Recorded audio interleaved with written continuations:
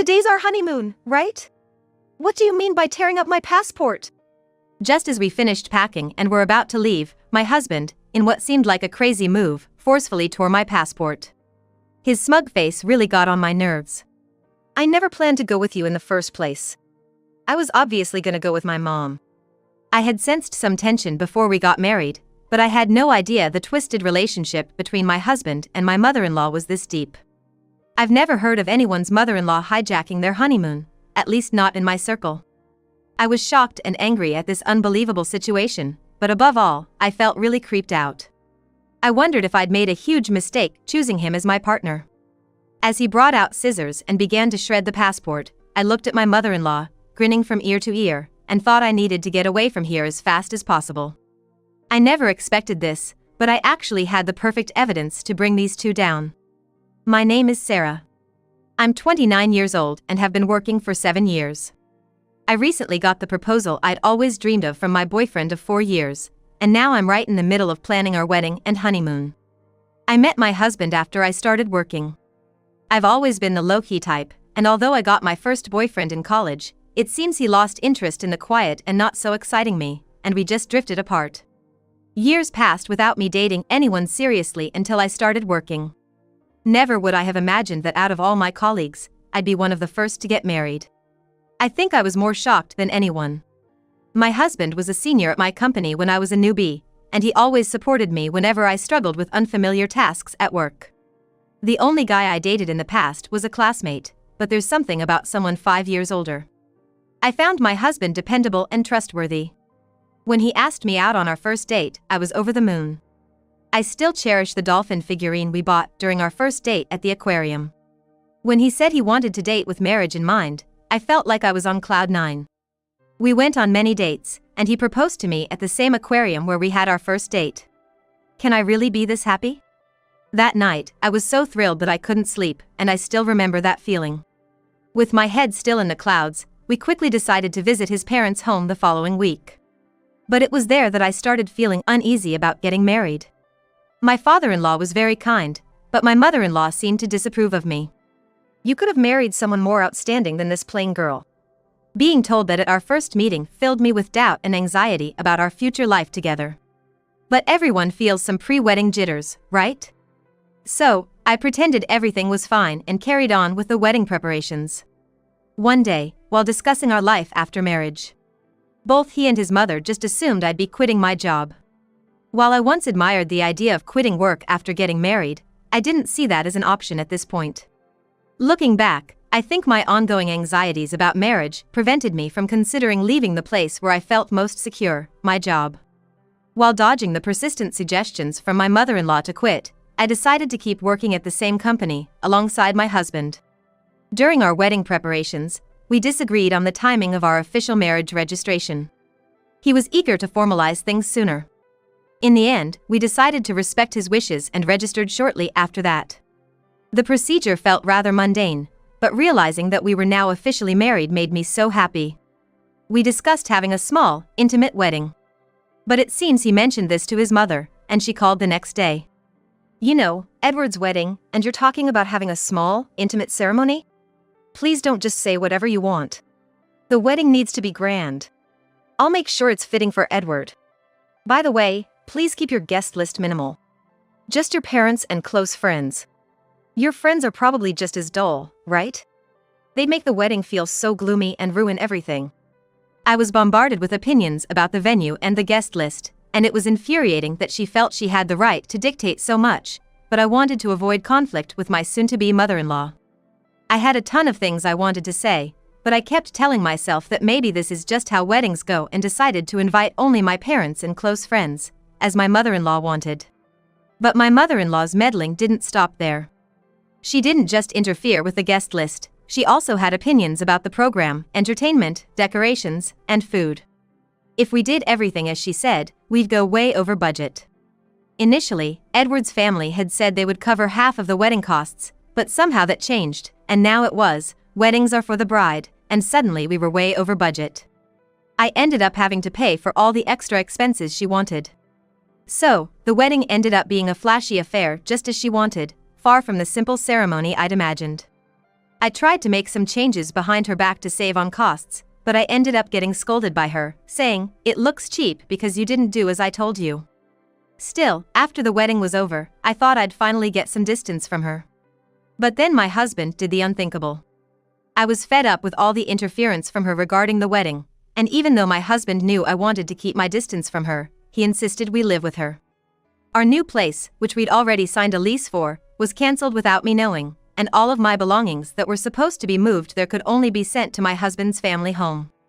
I was at a loss for words, shocked by how everything had been decided without consulting me.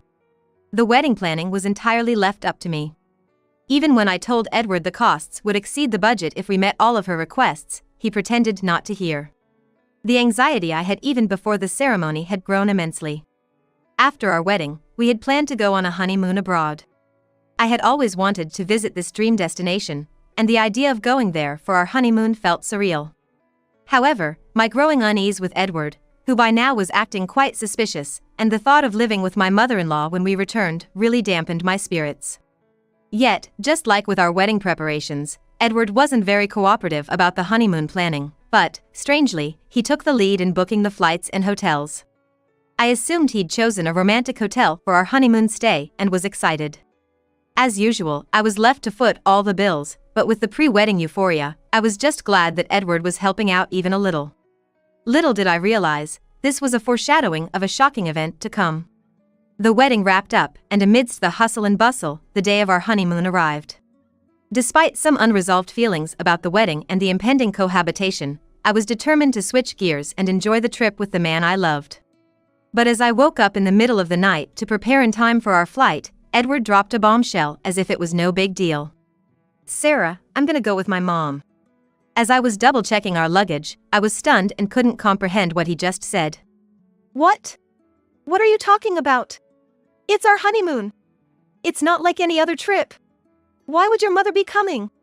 And besides, we've only paid for two for the flight tickets and the hotel." Visibly shaken, I tried to understand his logic when Edward dropped another shocker. "I never said I was going on this trip with you, did I? Don't make me laugh. Of course, I'm going with my mom. A trip with her takes precedence over a honeymoon. It's a gratitude trip for all she's done for me. You stay here and get the house ready by cleaning every nook and cranny." With that, Edward began to forcibly tear apart my passport I had entrusted to him. I was in disbelief, unable to utter a word, just watching my passport being destroyed. Right then, my fully made-up mother-in-law burst into our room without knocking. "Edward, are you ready?" Seeing her, Edward's face lit up. "Yeah, we're good. Finally, we can go on this trip without any interruptions." They both shared a gleeful laugh, leaving me utterly repulsed. I realized I was about to marry an absolute nightmare. I had been pondering how to get along with my mother-in-law in our upcoming married life, but this was beyond my wildest thoughts. I had made a colossal mistake right from the get-go. "I get it now, the kind of people you two are." I couldn't help but speak out, but my words seemed to be nothing more than sour grapes to them as they laughed heartily and left together. I had been so happy that Edward was helping out a bit with our honeymoon. But that was just him preparing to go with his mother. He had willingly taken charge of the flight and hotel bookings because he was booking everything under his mother's name from the start. And he dumped all the costs on me. The betrayal by my husband hit me hard, but my anger outweighs my sadness. The dreamy intimate wedding I had always envisioned and the honeymoon, which was supposed to be the best memory with the one I loved, were both once-in-a-lifetime events. But they were ruined by my mother-in-law and my husband.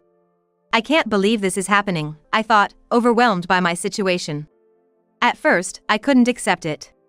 But soon after, I decided, I gotta act fast and get a divorce. Interestingly, I had something that would come in handy for the divorce. Initially, I started recording with the intent of preserving memories of the most significant events of my life, my wedding and honeymoon. Since the wedding preparations, I had been recording and audio capturing various moments. What began as a pure desire to cherish our wedding memories gradually turned into documenting my mother-in-law's malicious actions and harassment. I often thought of quitting since I'd probably never watch these recordings again, but it's ironic how useful they turned out to be. Just a few days ago, I had moved in and was still unpacking. Now, I began to repack my stuff. Ironically, I hadn't opened much, so packing was done in no time. I wondered if my husband and his mother were at the airport by now. The very thought filled me with an indescribable anger, so I tried not to dwell on it. Even though I'd only been there a few days, I wanted to erase any trace of my presence in that house, so I cleaned thoroughly everywhere I had been. While cleaning the living room, I stumbled upon something shocking. It was evidence that my husband was embezzling money from his company. Given his position in charge of company sales, he was reporting lower earnings to the company and pocketing the difference. And, apparently, his mother was in on it too. She had meticulously noted the actual sales, the amount pocketed by my husband, and even listed all the luxury bags, clothes, and shoes he had bought for her with that money. It was a significant amount. Leaving such a diary in plain sight in the living room, I really couldn't fathom what they were thinking. Discovering my husband's misdeeds, I was horrified, realizing the gravity of the situation. For a moment, I wondered if I, working at the same company, could somehow smooth things over. But then, I thought, why should I help someone who ditched me for a honeymoon with his mother?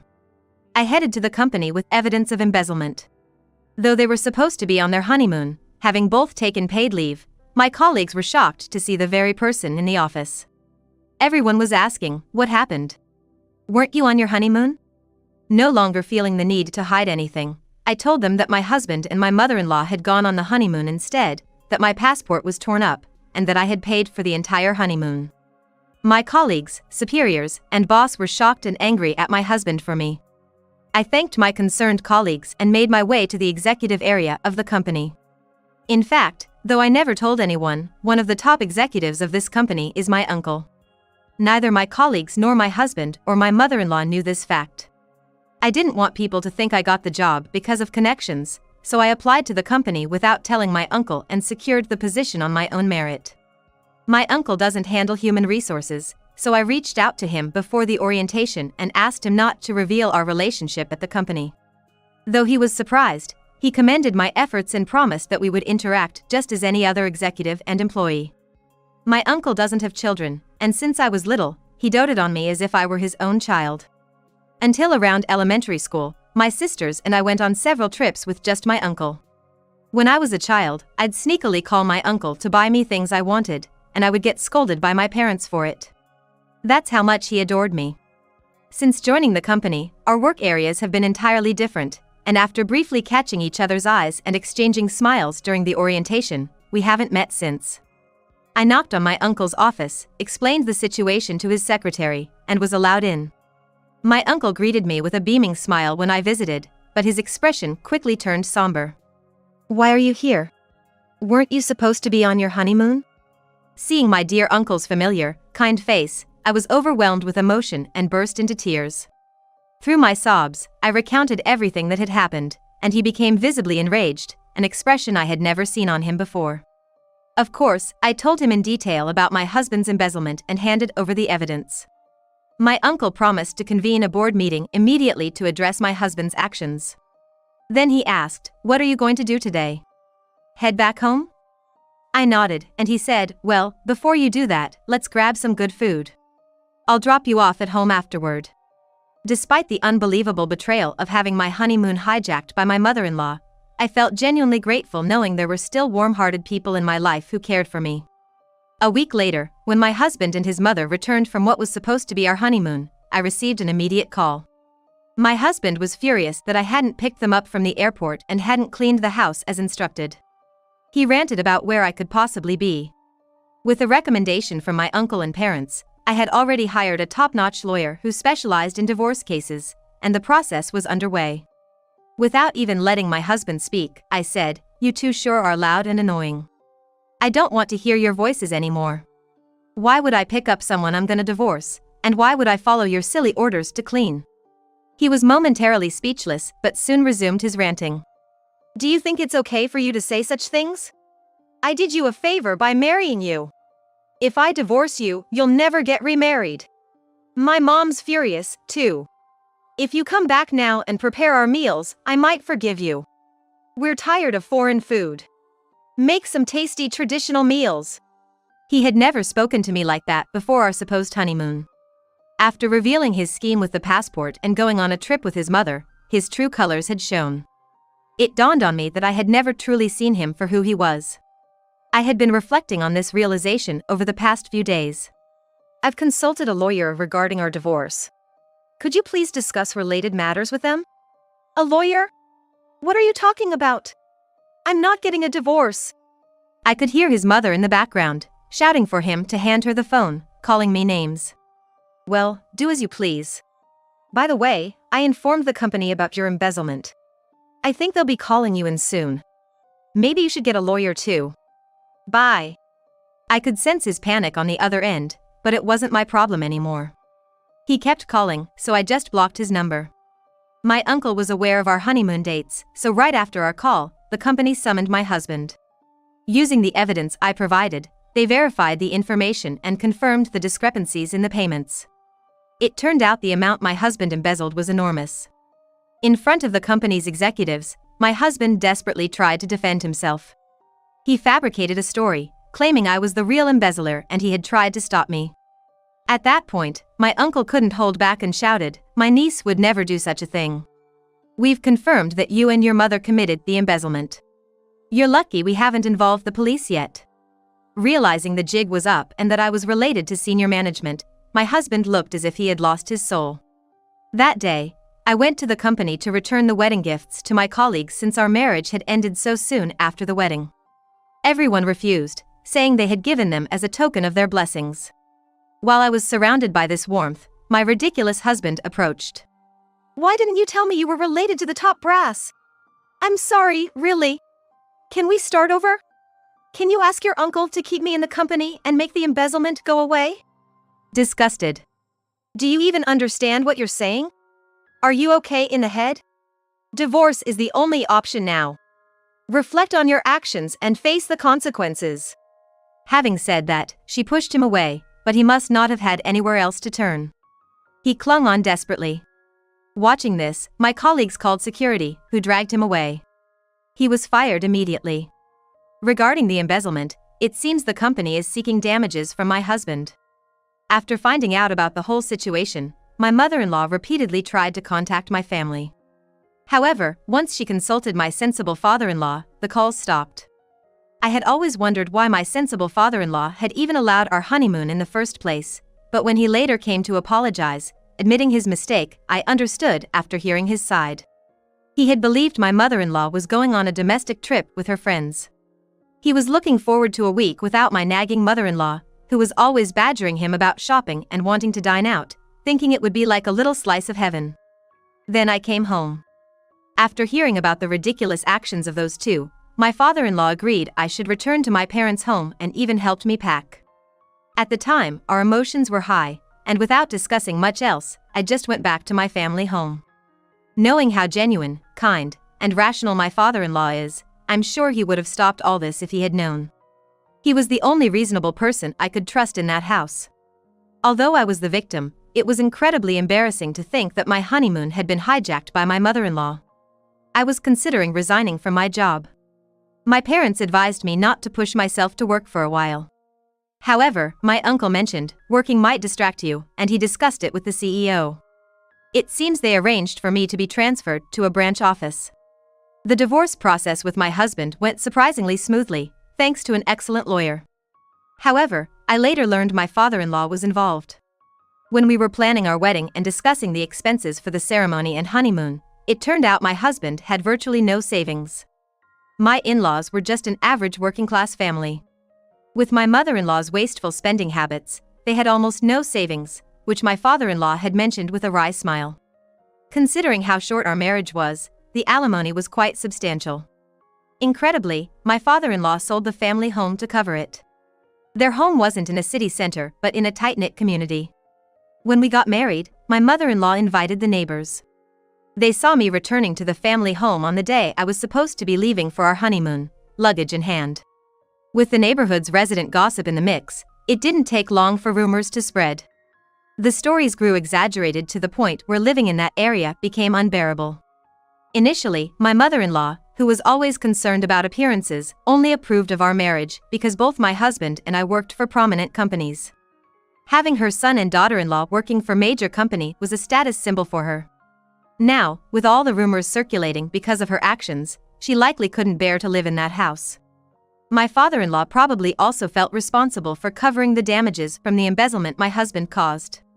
While I have nothing but disdain for both my husband and mother-in-law, I genuinely feel sorry for my father-in-law. After being fired and ordered to pay damages, coupled with me not returning as he hoped, my husband apparently suffered a mental breakdown. Unable to work, he seems to be moping around in a small apartment he moved to. Seeing her beloved son so downcast, my mother-in-law also retreated, becoming reclusive, as my father-in-law told me. In fact, my father-in-law, fed up with my mother-in-law, was considering divorce as he didn't want to spend his later years with her.